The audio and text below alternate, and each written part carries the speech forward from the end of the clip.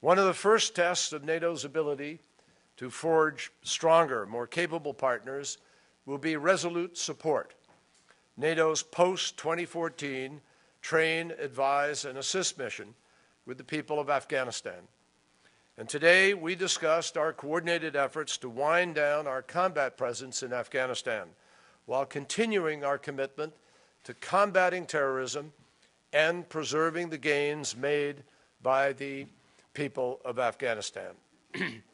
NATO significantly has succeeded as an alliance for more than 6 decades now, because it has always recognized that security threats of the future will not always look like the security threats that you face today, and certainly not like those of the past. Remarkably, this gathering that is now discussing Afghanistan, 50 nations, has come together and stayed together for 12 years. At a time when people doubt the ability of multilateral efforts to make a difference, the meeting here today stands in stark testimony to the contrary. It does make a difference. It has made a difference. And at the Wales Conference Summit, I am confident that NATO will demonstrate a strength at home in its unity and in meeting in new ways many of the 21st century challenges that we face today. So I'd be happy to take some questions. The first question will be from Ann Guerin of The Washington Post. Mr. Secretary, you said a moment ago that Russian President Putin will be judged by his actions, not his words, on Ukraine. He did call this week for the rescinding of the invasion powers for Ukraine, and that was acted on today.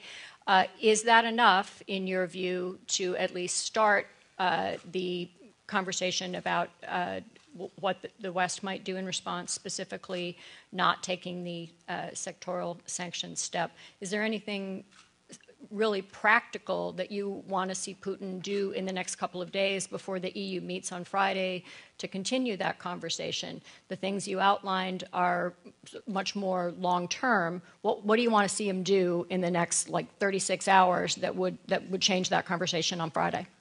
Well, first of all, we are not announcing a new round of sanctions today, but we are going to continue to take steps to prepare in the event that the circumstances on the ground warrant those sanctions. And so we're coordinating with our European partners in order to prepare for that. Now, we are delighted that President Putin put to the Duma the retraction of that law which empowered Russia to take action in Ukraine. That's important. It's a great step. But it could be reversed in 10 minutes, and everyone knows that. The greatest difference will be made by the President publicly calling for the separatists to lay down their arms, by President Putin engaging his diplomatic service actively in the effort to help empty buildings, helping to get people to disarm, helping to convene the meetings that need to take place in order to negotiate and to move forward. There are concrete actions, moving forces out, not allowing tanks and rocket launchers to actually cross the border. There are many concrete things that would make a difference, and we intend to work as cooperatively as possible. These aren't, what we're trying to do is make a set of concrete suggestions that really make the difference to what is happening on the ground. Yesterday, a helicopter, Ukrainian helicopter, was shot down, and 9 Ukrainian soldiers were killed, and it was shot down with a Russian weapon, with a man-pad, RPG capacity that took that helicopter out. And so there are concrete steps, and we are prepared to work very, very closely with Russia in an effort to implement those steps. And likewise, Ukraine also can take steps in a mutual way, and they're prepared to do that. And President Poroshenko obviously has done so by unilaterally putting in place a ceasefire and by taking great political heat himself in doing so. Now's the time for this moment to really come together. And that is why the allies are talking about preparing sanctions, not implementing them today, but preparing them in the event that this effort were to fail. The next question is from Eric Inlo from Baltic News Service. Is this readiness action plan that NATO is preparing, is that something that addresses the Russian arms buildup and increasing number of military provocations in the Baltic Sea region? Well, it certainly, that is part of it, but it's also much broader than that. It's an effort to recognize that we're living in a different world. The type of threats that existed in the past are not what played out in Crimea, where you had soldiers who were hiding behind masks and without any identification on them, and a massive public relations campaign simultaneously denying the reality of what everybody was seeing on the ground, where you had this incredible capacity for deception, for denial, which was both a surrogate effort of a government and a linkage to activists, terrorists, and others. That's a new animal, in a sense. And I think we're seeing with ISIL crossing from Syria and moving rapidly into Iraq, a similar kind of hybrid, new form of effort, which is going to require people to think through strategically intelligence gathering, preparations, response times, nature of response, and that's what the NATO alliance has always done effectively, and that's what a lot of today's discussion focused on, is how do you have not just permanent basing in certain places, but permanent vigilance and permanent capacity to be ahead of the curve. That's really, that's what readiness really means, and that will be a lot of the focus of the Wales Summit. The final question is from James Rosen of Fox News. Thank you, Mr. Secretary. I wanted to ask about two different facets of the Iraq crisis, if I may. First, I presume you saw the comments that Prime Minister al-Maliki made in his weekly address, in which he spoke of a national salvation government, quote unquote, as a coup against constitutional processes in Iraq, and one in which he declared his refusal to participate. I wonder what you make of those comments, whether you regard them as helpful or not to the task of government formation in Iraq, and whether it is still the professed position of the United States government that the Obama administration is utterly disinterested in the question of whether al-Maliki stays or goes. And the second facet of the crisis I'd like to ask you about is this. I wonder if the disclosure that Iran has been secretly flying drones over Iraq from an airfield in Baghdad, no less, and has been secretly shipping literally tons of military equipment to the central government in Baghdad, serves effectively to complicate the United States' own evolving military operations and diplomatic mission in Iraq, and whether, in fact, it represents a widening of the war there. So let me take each question. With respect to the Prime Minister's remarks about a so-called salvation government, that is not something that I discussed with him. That is not something that was on the table in the context of our meetings while we were there. In fact, there was no discussion that I had with any of the leaders there regarding a so-called salvation government. And I've heard reports about it, but I'm not sure exactly what it is that he rejected or spoke to. What I do know is that in the Prime Minister's remarks today, he did follow through on the commitments that he made in our discussions. He clearly committed to completing the electoral process. He committed to meeting on the 1st of July and having the Council of Representatives come together. And he committed to moving forward with the constitutional processes of government formation. And that is precisely what the United States was encouraging. He also called on all Iraqis to put aside their differences, to unite in their efforts against terrorism. That is also what we had discussions about. So what he said today with respect to the things we talked about was entirely in line with the conversations that I had with him when I was there. And the constitutional process that we've urged all Iraqis to commit to at this time, we believe is critical to the ability to form a government. Now, Iraqis will decide that. The United States is not disinterested in what happens in the future leadership, but the United States is not going to engage in the process of suggesting to Iraqis who that ought to be. It's up to Iraqis to make those decisions. And we have stated clearly that we have an interest in a government that can unite Iraqis, that like Grand Ayatollah Sistani said, will not repeat the mistakes of the past and go backwards, but can actually bring people together. It's up to Iraqis to decide who has the ability to do that and who represents that future. With respect to Iran and its intentions and role in Iraq, frankly, you should best direct that question to Iran and to the government of Iraq. But from our point of view, we've made it clear to everyone in the region that we don't need anything to take place that might exacerbate the sectarian divisions that are already at a heightened level of tension.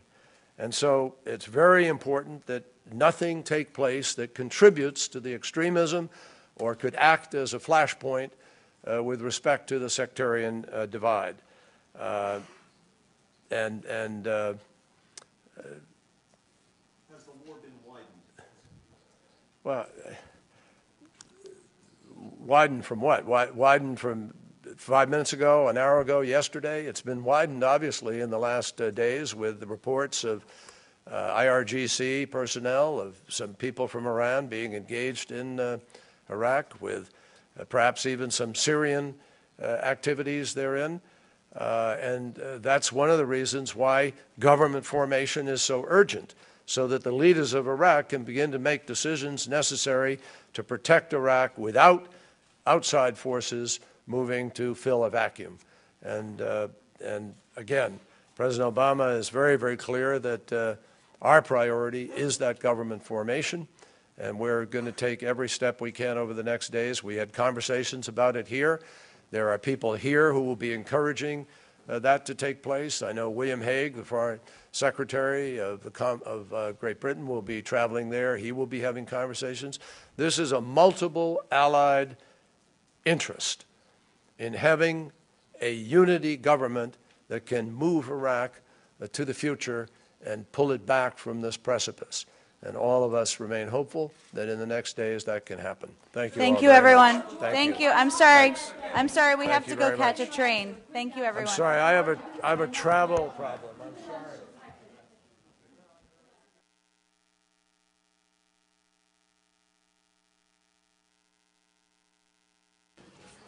Good afternoon, everybody. Excuse me. As you know, this is the last foreign ministers gathering before NATO's next Heads of State Summit in September. Excuse me, let me just get a little water here. Got the travel, whatever.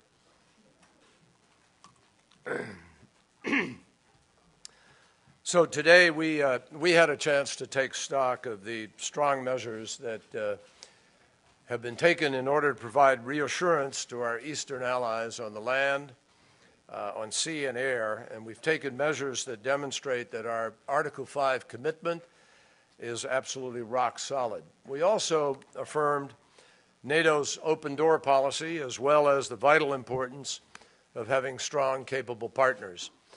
Today, we spent a significant amount of time in our discussions focused on Ukraine and our allies' sustained support for Ukraine's sovereignty and the right of its people to determine their own future.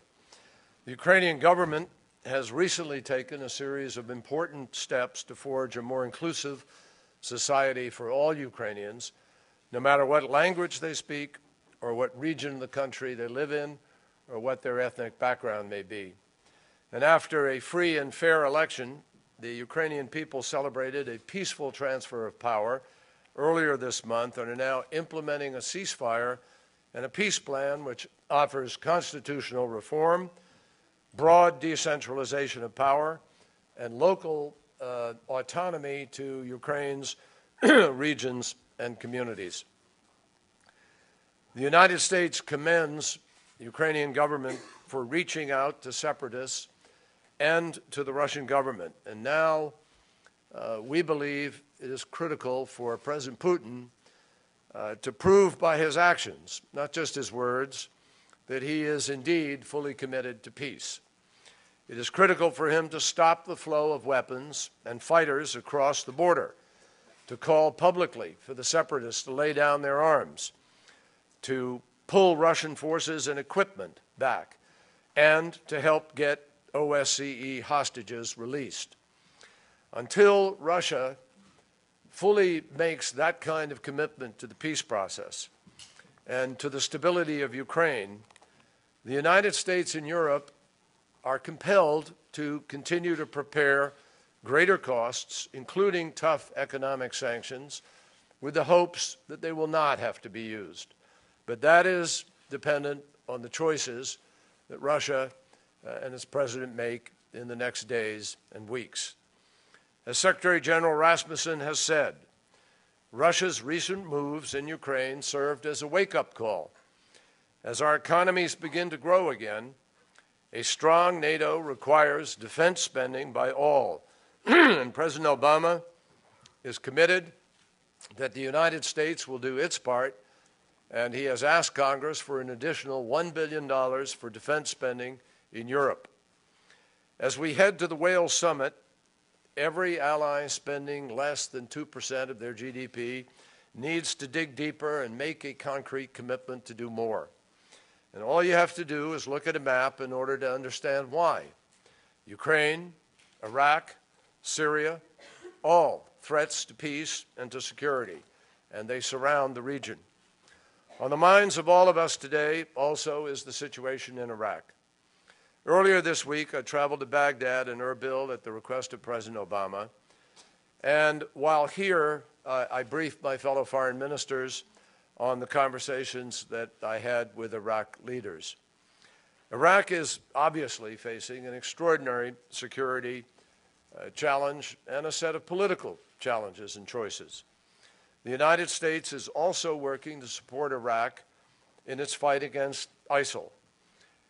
We need to remember that ISIL is a terrorist army that threatens not only Iraq, but threatens every country in the region which is opposed to it, and Europe and the United States.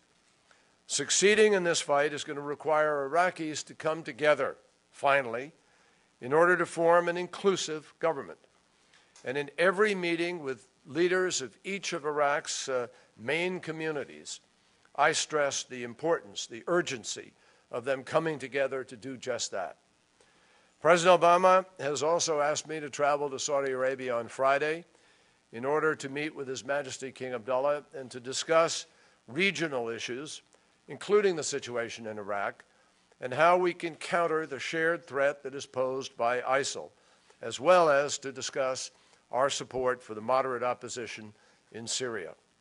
None of us need to be reminded that a faraway threat can have tragic consequences at home in the most unexpected way at the most unexpected moment.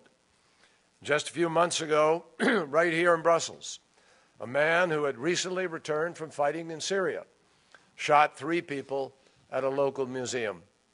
NATO allies and the entire international community must remain focused on combating the growth of extremism. With the Wales summit in September, our alliance has the chance to become far more adaptable in how we meet emerging threats and far more capable in how we build the capacity of our countries to be able to not only respond to them, but more importantly, to preempt them. One of the first tests of NATO's ability to forge stronger, more capable partners will be resolute support. NATO's post-2014 train, advise, and assist mission with the people of Afghanistan. And today we discussed our coordinated efforts to wind down our combat presence in Afghanistan while continuing our commitment to combating terrorism and preserving the gains made by the people of Afghanistan. NATO significantly has succeeded as an alliance for more than 6 decades now, because it has always recognized that security threats of the future will not always look like the security threats that you face today, and certainly not like those of the past. Remarkably, this gathering that is now discussing Afghanistan, 50 nations, has come together and stayed together for 12 years. At a time when people doubt the ability of multilateral efforts to make a difference, the meeting here today stands in stark testimony to the contrary. It does make a difference. It has made a difference. And at the Wales Conference Summit, I am confident that NATO will demonstrate a strength at home in its unity and in meeting in new ways many of the 21st century challenges that we face today. So I'd be happy to take some questions. The first question will be from Ann Guerin of The Washington Post. Mr. Secretary, you said a moment ago that Russian President Putin will be judged by his actions, not his words, on Ukraine. He did call this week for the rescinding of the invasion powers for Ukraine, and that was acted on today. Is that enough, in your view, to at least start the conversation about what the West might do in response, specifically not taking the sectoral sanctions step? Is there anything really practical that you want to see Putin do in the next couple of days before the EU meets on Friday to continue that conversation? The things you outlined are much more long-term. What do you want to see him do in the next, 36 hours that would change that conversation on Friday? Well, first of all, we are not announcing a new round of sanctions today, but we are going to continue to take steps to prepare in the event that the circumstances on the ground warrant those sanctions. And so we're coordinating with our European partners in order to prepare for that. Now, we are delighted that President Putin put to the Duma the retraction of that law which empowered Russia to take action in Ukraine. That's important. It's a great step. But it could be reversed in 10 minutes, and everyone knows that. The greatest difference will be made by the President publicly calling for the separatists to lay down their arms, by President Putin engaging his diplomatic service actively in the effort to help empty buildings, helping to get people to disarm, helping to convene the meetings that need to take place in order to negotiate and to move forward. There are concrete actions, moving forces out, not allowing tanks and rocket launchers to actually cross the border. There are many concrete things that would make a difference, and we intend to work as cooperatively as possible. These aren't, what we're trying to do is make a set of concrete suggestions that really make the difference to what is happening on the ground. Yesterday, a helicopter, Ukrainian helicopter, was shot down, and 9 Ukrainian soldiers were killed, and it was shot down with a Russian weapon, with a Manpad, RPG capacity that took that helicopter out. And so there are concrete steps, and we are prepared to work very, very closely with Russia in an effort to implement those steps. And likewise, Ukraine also can take steps in a mutual way, and they're prepared to do that. And President Poroshenko obviously has done so by unilaterally putting in place a ceasefire and by taking great political heat himself in doing so. Now's the time for this moment to really come together. And that is why the allies are talking about preparing sanctions, not implementing them today, but preparing them in the event that this effort were to fail. The next question is from Eric Enlow from Baltic News Service.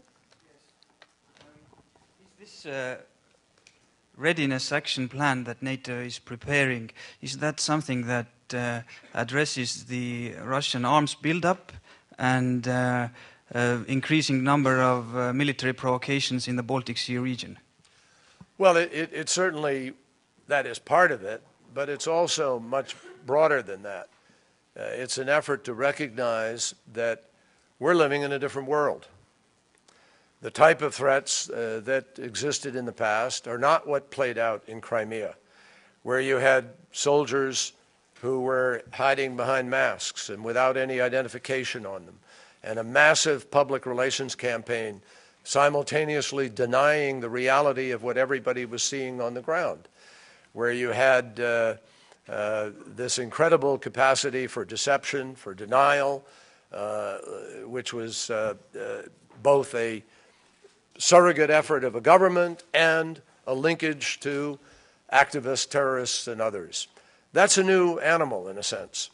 And I think we're seeing with ISIL crossing from Syria and moving rapidly into Iraq, a similar kind of hybrid, new form of effort, which is going to require people to think through strategically, intelligence gathering, preparations, response times, nature of response, and that's what the NATO alliance has always done effectively, and that's what a lot of today's discussion focused on, is how do you have not just permanent basing in certain places, but permanent vigilance and permanent capacity to be ahead of the curve. And that's really, that's what readiness really means, and that will be a lot of the focus of the Wales Summit. The final question is from James Rosen of Fox News. Thank you, Mr. Secretary. I wanted to ask about two different facets of the Iraq crisis, if I may.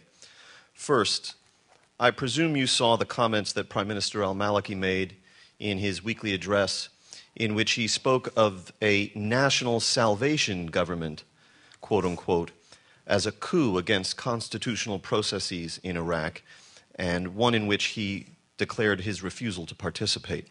I wonder what you make of those comments, whether you regard them as helpful or not to the task of government formation in Iraq, and whether it is still the professed position of the United States government that the Obama administration is utterly disinterested in the question of whether al-Maliki stays or goes.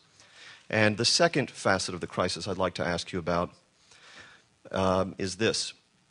I wonder if the disclosure that Iran has been secretly flying drones over Iraq from an airfield in Baghdad, no less, and has been secretly shipping literally tons of military equipment to the central government in Baghdad, serves effectively to complicate the United States' own evolving military operations and diplomatic mission in Iraq, and whether, in fact, it represents a widening of the war there.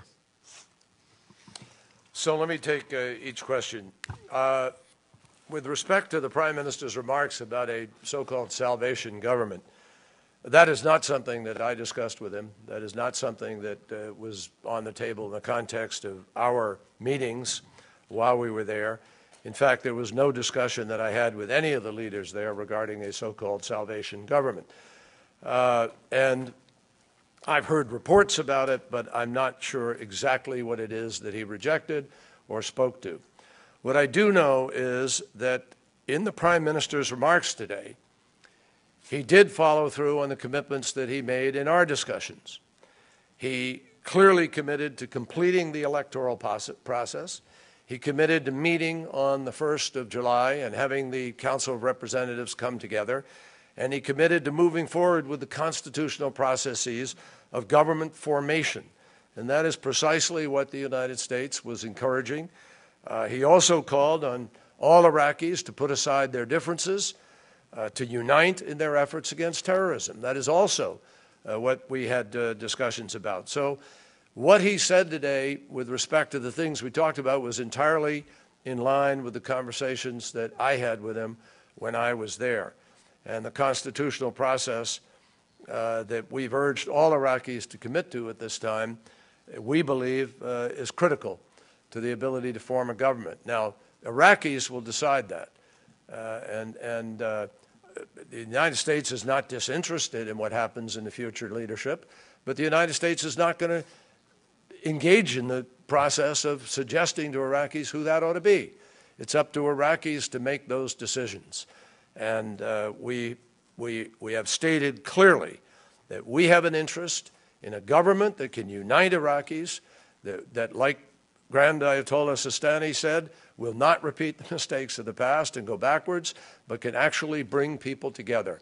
It's up to Iraqis to decide who has the ability to do that and who represents that future. With respect to Iran and its intentions and role in Iraq, frankly, you should best direct that question to Iran and to the government of Iraq. But from our point of view, we've made it clear to everyone in the region that we don't need anything to take place that might exacerbate the sectarian divisions that are already at a heightened level of tension. And so it's very important that nothing take place that contributes to the extremism or could act as a flashpoint with respect to the sectarian divide. Has the war been widened? Well, widened from what? Widened from 5 minutes ago, an hour ago, yesterday? It's been widened, obviously, in the last days with the reports of IRGC personnel, of some people from Iran being engaged in Iraq, with perhaps even some Syrian activities therein. And that's one of the reasons why government formation is so urgent, so that the leaders of Iraq can begin to make decisions necessary to protect Iraq without outside forces moving to fill a vacuum. And again, President Obama is very, very clear that our priority is that government formation, and we're going to take every step we can over the next days. We had conversations about it here. There are people here who will be encouraging that to take place. I know William Hague, the Foreign Secretary of Great Britain, will be traveling there. He will be having conversations. This is a multiple allied interest in having a unity government that can move Iraq to the future and pull it back from this precipice. And all of us remain hopeful that in the next days that can happen. Thank you. Thank you, everyone. Thank you. I'm sorry. I'm sorry. We Thank have you to go very catch much. a train. Thank you, everyone. I'm sorry. I have a travel problem.